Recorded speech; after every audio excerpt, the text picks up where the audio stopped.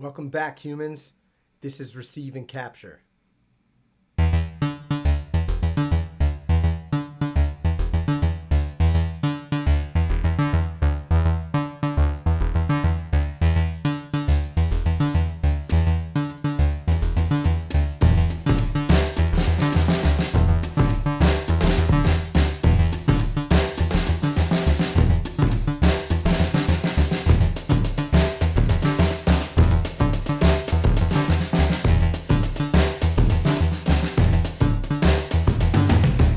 All right, once again, welcome back.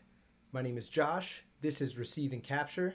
And as always, what we're up to here is the documentation of one person's creative process when making music. What I'd like to get into today is a method that I've developed for practicing my finger drumming. Early on, I like to use a metronome. It's a foolproof way to make sure that you're staying locked into the rhythm. However, over time, I found that the metronome lacked a really important ingredient that is so crucial to every part of my creative process: inspiration. I found that the metronome was stopping short of continuing to inspire me to come up with new rhythms or patterns that I had never tried before. And as I started to delve into the world of synthesis, I discovered an amazing tool: the Arpeggiator. Of course, the Arpeggiator also has the most important element of the metronome baked inside of it. It's never going to fall out of rhythm.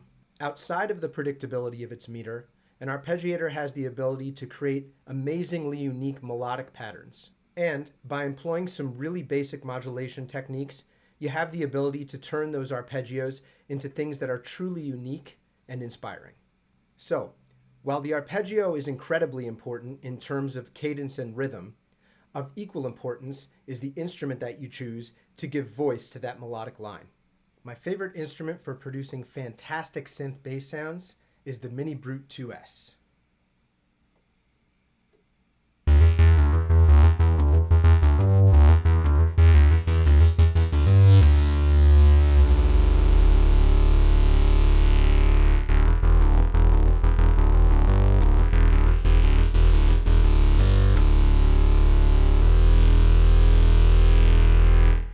This is a really simple patch using equal parts triangle and square wave mixed with a little bit of sawtooth and a little smidgen of that noise wave to give it that nice little hiss, that little breath. On top of that, we're employing oscillator 2 pitched down an octave and set to a sine wave to give it that nice round oomph, that bottom that we all love in a bass tone. On top of that, we're applying two really basic modulations to help give this patch more breath and more movement as it goes along. The first modulation is routing LFO1 into the amount of sawtooth that's being introduced to the tone.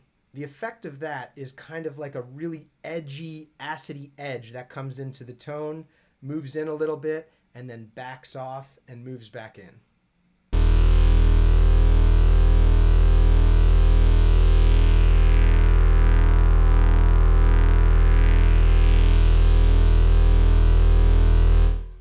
So you can hear it really gives the tone a little bit of movement, almost a sense as though it were breathing.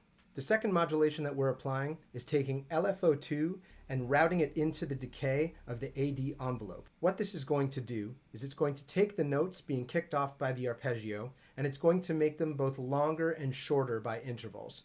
So we wind up with a pattern that evolves, sometimes having staccato notes and other times having notes that are more legato.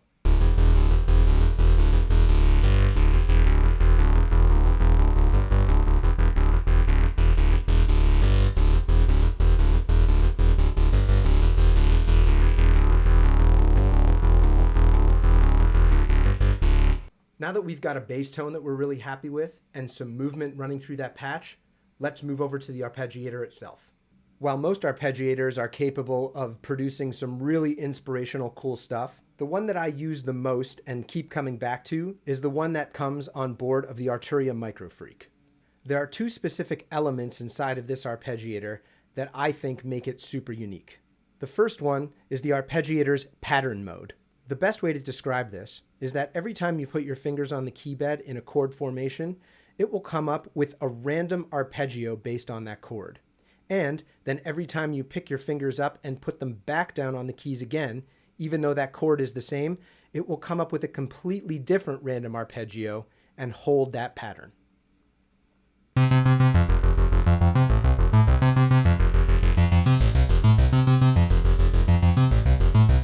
So resetting.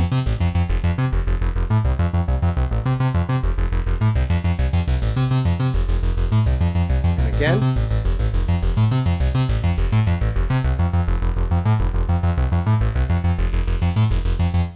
The second feature that really allows us to start adding some interest to an arpeggio are the spice and dice features on this arpeggiator. The spice and dice elements are going to randomly mess with the gate, octave, and swing of the arpeggio.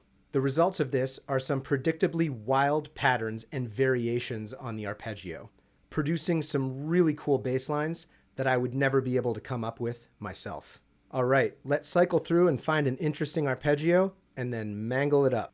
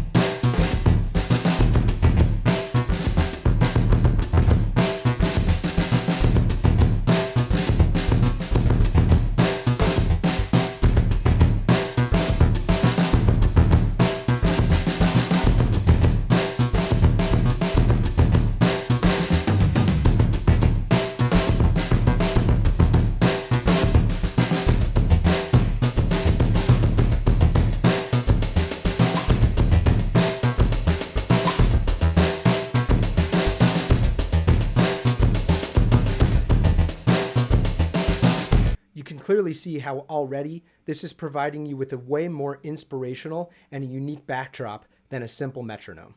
There is one additional tweak that I like to make to this process, which gives us even more variation to the pattern. In that arpeggio that we just created, we're using a very simple 16-step sequence. If we go into the settings for the patch, we can very quickly change the length of the sequence from 16 to 32 steps.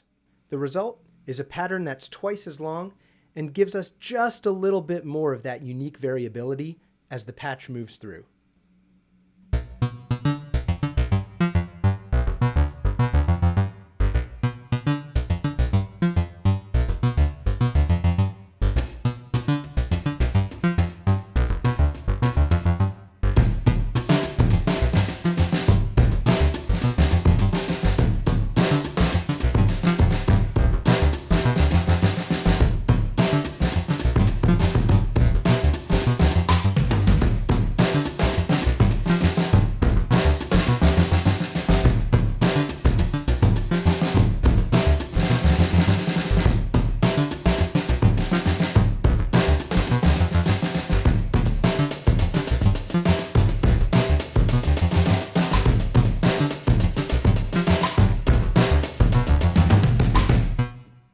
Okay, so that's a really basic look into this method that I've been developing for practicing my finger drumming.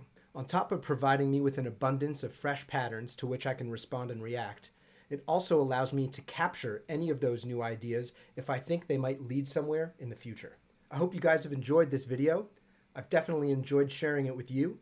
If you'd like to see more videos about my finger drumming technique, let me know down in the comments. And if you have your own tips and tricks that you could add to this discussion, I'd love to hear them. If you did like what you heard and saw here today, please like and subscribe. Otherwise, I look forward to seeing you guys with the next video soon.